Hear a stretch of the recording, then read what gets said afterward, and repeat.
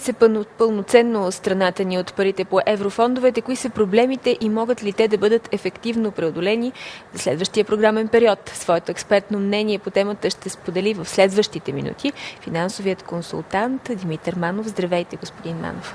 Добро утро. Напоследък се засилват опасенията, че България няма да успее да усвои основната част от средствата по европейските програми. Вашите наблюдения какви са от непосредствената ви работа по проекти?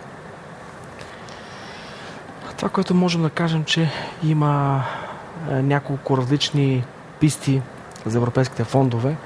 С едно темпо се движат европейските фондове, които са свързани с усвояване от частния сектор. С друго темпо се движат фондовете, които изискват усилия единствено от администрацията.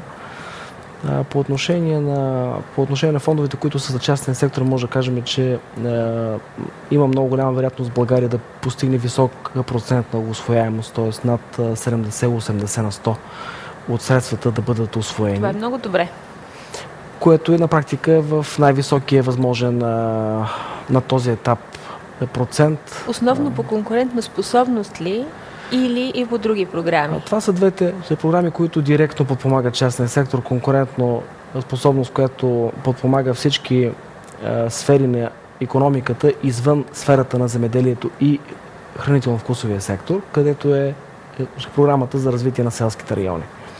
Тези две програми най-вероятно ще имат усвояемост над 70-80 на 100.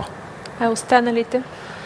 В останалите програми се изисква една много висока координация между общински и държавни власти. Много често координация между няколко различни административни нива, конкурси, които се правят на ниво проектиране. В последствие те трябва да бъдат интегрирани както в общински планове за развитие и в последствие и самите търгове за изпълнители са доста тежки. Това са основните причини за забавянето в публичния сектор на усвояване на средствата. Самите общински ръководства признават, че те нямат необходимия кадрови ресурс, за да могат да изпълнят в срок всички ангажименти по проектите и действително се оказва, че има риск да загубим милиарди дори поради този проблем. Ами точно така е. В общините има капацитет в голяма степен за управляване на административните процеси в рамките на общината, но това, което надхвърля тези аспекти, там, когато трябва да бъдат планирани инвестиции в сфери, в които няма как да има компетенция в една община развита, т.е. необходимо да се вземат технологични решения, които са на няколко места в страната концентрирани, колкото са по-високо специализирани знанията в отделните сфери, толкова по-малък е шанс в една малка община да има експерти от такъв калибър. В този смисъл, какви корекции трябва да бъдат направени в начина, по който ще се управляват средствата за следващия програмен период 2014-2020 година?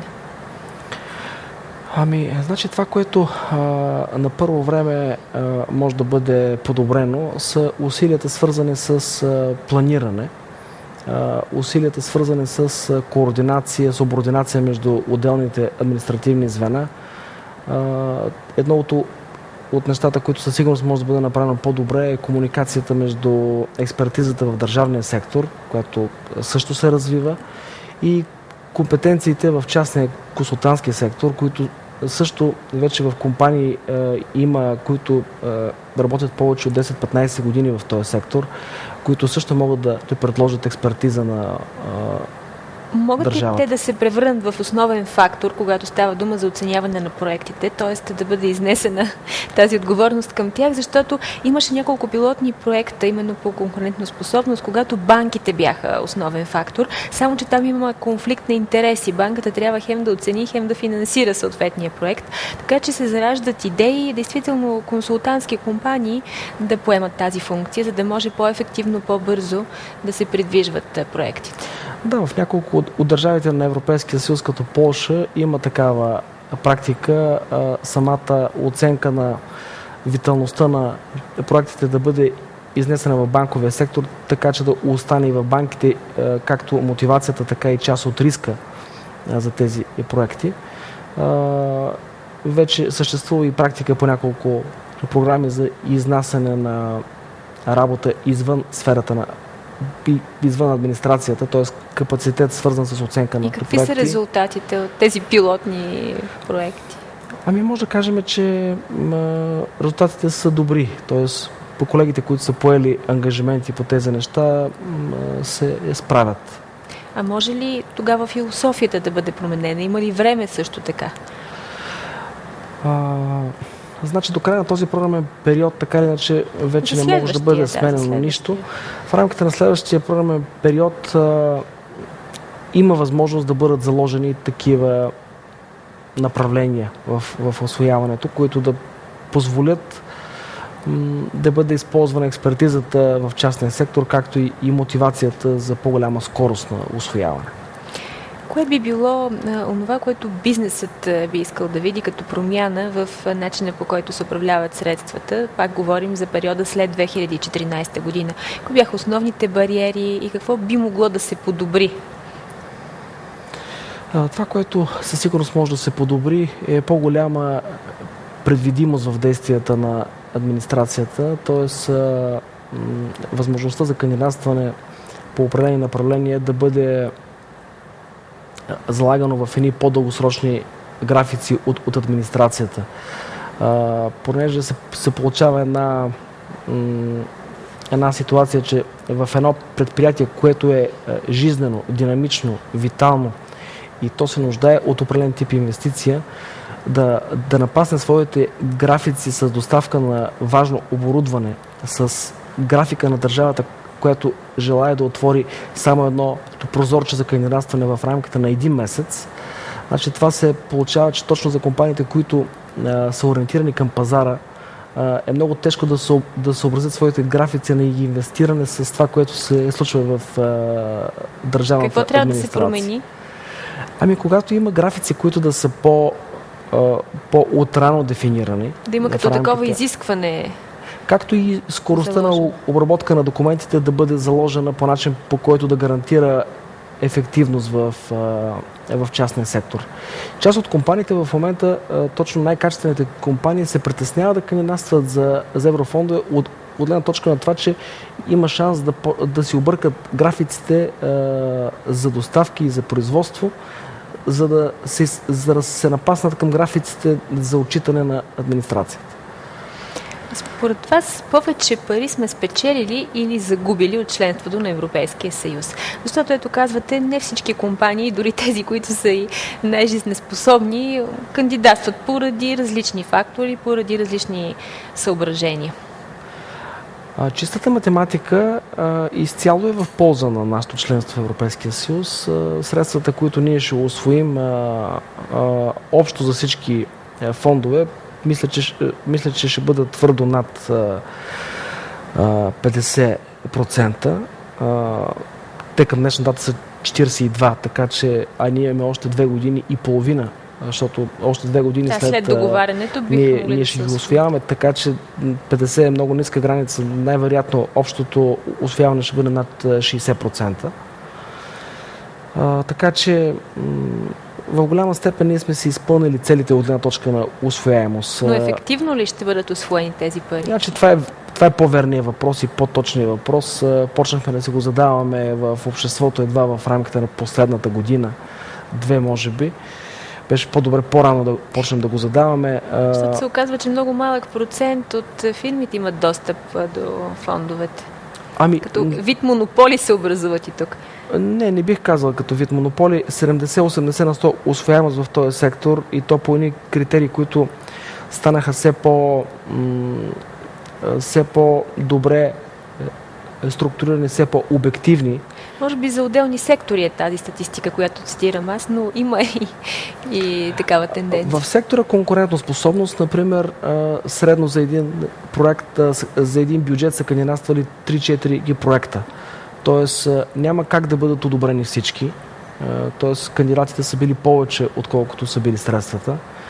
И критериите за оценката и за подбор изцяло може да кажем, че успя да излезе администрацията от тази уловка компаниите да бъдат отсявани на базата на несъществени административни критерии, а сега има съвсем... Вече е по-реалистична оценката, така е?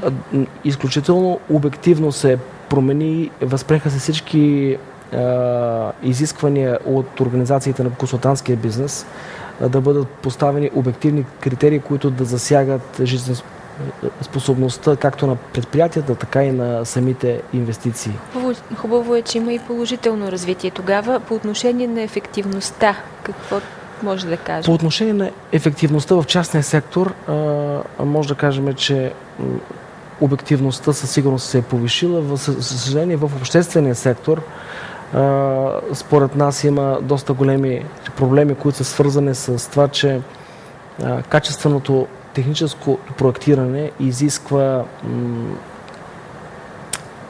обективна оценка, която да бъде извън фактора цена, понеже експертното знание, техническото знание, което гарантира качеството на един бъдещ проект, много трудно може да бъде обективизирано само през фактора цена при една обществена поръчка. По някои проекти, да кажем в областта на транспорта, по оперативна програма Транспорт, беше променена методологията и не най-ниската цена беше взимана като основен критерий. Точно така. Точно така. Въпросът е това дали ще бъде една практика, която ще се приложи за напред масово. Според мен има натрупване на добри практики в администрацията, просто трябва да се продължават добрите неща, да се фиксират добрите практики. И може би да се правят анализи. Постоянно да се правят анализи, постоянно да има една обективна разстановка и общуване както с общините, така с строителните организации, така и с консултантските организации, които управляват тези административни процеси. Вие лично и вашите колеги притеснявате ли се от несигурната политическа ситуация в момента и от това дали тя ще окаже влияние по отношение на всички неща, които имаме да свършим още за договарянето на парите по следващия период, следващия програмен период? В общи линии процеса на договаряне и на искания от Европейския съюз е в голяма степен приключил. България има сега предстои разпределянето. Сега предстои окончателното формализиране на тези отношения. Общо взето бюджетите, които ще бъдат за България, вече са решени. Просто предстои финалното полагане на подписите. В общи линии България влиза в тази рамка, в която ние ще получим субсидии на базата на нашето население и на базата на нашия брутен вътрешен продукт. Тоест, успокоителната новина е, че ние ще получим тези пари. Може би сега предизвикателството е как действително те да бъдат усвоени ефективно. Точно така. Точно това е въпросът, който сега зависи от нас до край в администрацията да бъдат създадени механизми за максимално бързо стартиране на усвояването на средства още в началото на програмния период, за да не се получи луфт в това усвояване. Значи може да кажем една от държавите, т.е. две от държавите, които създадоха механизми успешни и ефективни, бяха Полша и Испания, които вече са с по над 70 на 100 усвояемост. Ние сме на 40. Много по-назад е Румъния с 20, наполовина на нашите средства. Полша... Така че ние сме някъде по средата. Ние сме в втората част, дори в крайната попашка. Изоставането на румънците е огромно.